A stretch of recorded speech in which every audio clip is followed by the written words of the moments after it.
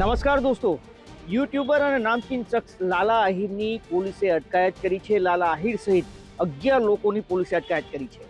ગઈકાલે ગીર સોમનાથ જિલ્લાનું વેરાવળ અને વેરાવળનું દારી ટોલબું, જ્યાં મોરબીથી ભાજપના શહેર મહામંત્રી તપનભાઈ દવે છે તે સોમનાથ દર્શન માટે આવ્યા હતા પોતાના ફેમિલી સાથે.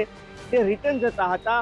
આ સમયે આ ટોલ બૂથ ઉપર ફાસ્ટેગને લઈને કોઈ ઇસ્યુ હતો અને તેના કારણે અહીંયા પર રકઝક થઈ હતી અને ત્યારબાદ મારામારી થઈ હતી.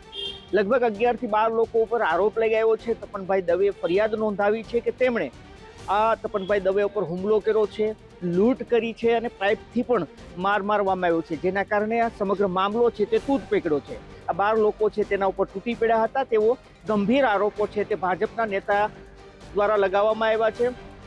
પ્રભાસ પાટણ પોલીસ છે તેણે સીસીટીવી ફૂટેજના આધારે તપાસનો ધમધમાટ શરૂ કર્યો હતો. સમગ્ર ઘટનાના સીસીટીવી ફૂટેજ છે તે સામે આવ્યા હતા અને સીસીટીવી ફૂટેજ બાદ પોલીસે આ જે તમામ આરોપી છે તેની ઓળખ કરી હતી અને ઓળખ કર્યા બાદ તેની અટકાયત કરવામાં આવી છે. એ તમામને પકડીને પ્રભાસ પાટણ પોલીસ સ્ટેશન અત્યારે લાવવામાં આવ્યા છે અને આ તમામની સામે અલગ અલગ કલમો છે તે લગાવવામાં આવી છે. પરંતુ જાણવા મળ્યું છે કે આ ટોલ બૂથનો જે કોન્ટ્રાક્ટ છે તે બહારના વ્યક્તિ પાસે છે, પરંતુ અહીંયા પર જે પેટામાં કામ કરી રહ્યો છે તે લાલો આહિર હોવાનું મનાઈ રહ્યું છે અને લાલા આહિરને આ સમગ્ર ઘટનાની અંદર મુખ્ય સૂત્રધાર માનવામાં આવી રહ્યો છે. કઈ કલમો લાગી છે તેની વાત કરીએ તો ઘણી બધી કલમો લગાવવામાં આવી છે, જેમાં 109(1) જે હાફ મર્ડરની કલમ છે તે લગાવવામાં આવી છે. 311 મતલબ કે લૂંટની કલમ છે તે લાગી છે. આ સિવાય 115(2) જે ગાળો ધમકી આપવી, મારામારી કરવી આ કલમ છે. 189(2) જે રાયોટિંગ મતલબ કે 10 થી 12 લોકો છે તેણે ગેરકાનૂની રીતે મંડળી રચી હતી, આ કલમનો પણ ઉમેરો કરવામાં આવ્યો છે. 190 એ પણ રાયોટિંગની છે. 352 જે પણ ગાળો આપવાની. આ સિવાય જીપી એક્ટ 135 કલમ છે, જે હથિયાર જ્યારે કલેક્ટરનું જાહેરનામું હોય છે, આ જાહેરનામાનો ભંગ થયો હોય છે તો જે પાઇપ રાખવામાં આવ્યો હતો તેને લઈને 135ની કલમ છે તે લગાવવામાં આવી છે.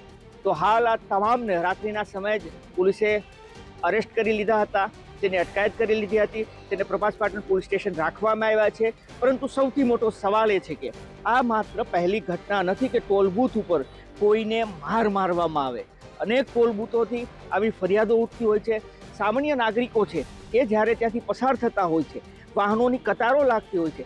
નોર્મ્સ મુજબ આ નાગરિકો છે તે કહેતા હોય છે કે જે કતારો લાગી છે પ્રોબ્લેમ તમારા ફાસ્ટેગમાં છે, જેથી કરીને તેને જવા દેવામાં આવે. પરંતુ આ લોકો તેની વાત કાને ન ધરતા હોય અને ઉલટાના મુસાફરો ઉપર રોષ જમાવે, ધમકી આપે, મારે આવા અનેક કિસ્સાઓ છે તે ગીર પંથકમાં ભૂતકાળમાં પણ સામે આવી ચૂક્યા છે.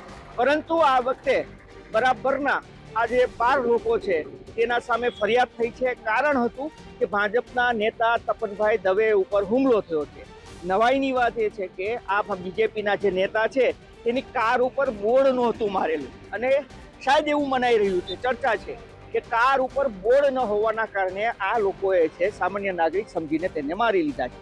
હવે આપ સમજો કે નોર્મલ કોઈ મુસાફર નીકળે, કોઈ ગરીબ માણસ નીકળે, સામાન્ય નાગરિક નીકળે, તેની કઈ રીતની પરિસ્થિતિ આ ટોલ બૂથો ઉપર થતી હોય છે તે આના ઉપરથી આપ સમજી શકો છો. તો કંઈક આ રીતે 11 આરોપીઓની અટકાયત કરવામાં આવી છે, પરંતુ હજુ પણ એક આરોપી છે તે ફરાર હોવાનું મનાઈ રહ્યું છે. કોણ 11 આરોપી છે એની વાત કરીએ તો મુખ્ય આરોપી લાલો આહિર છે, જેની અટકાયત થઈ છે. આ સિવાય એક ભગતભાઈ આહિર કરીને છે, તેની અટકાયત થઈ છે. નીતિનભાઈ ભીમાભાઈ મકવાણા, કાનજીભાઈ મેવાડા, લક્ષ્મણભાઈ રામભાઈ ગઢવી, નયનભાઈ પ્રતાપભાઈ બોરીચા, ભૂપતભાઈ મકવાણા, લાલાભાઈ આહિર, નિકુંજભાઈ મેરામણભાઈ બકોત્રા, પરબતભાઈ બારડ, તર્પણભાઈ આહિર જે ફરાર છે, કૃપાલભાઈ આહિર નામના છે કૃપાણભાઈ, તે ફરાર હોવાનું મનાય છે. આ સિવાય જયેશભાઈ પુનાભાઈ રામ અને અર્જણભાઈ હમીરભાઈ પંપાણીયા, આ એટલા લોકોની પોલીસે અટકાયત કરી છે, કાયદેસરની કાર્યવાહી હાથ ધરી છે અને આ સમગ્ર મામલો છે કે હાલ તૂટ પકડી લીધો છે.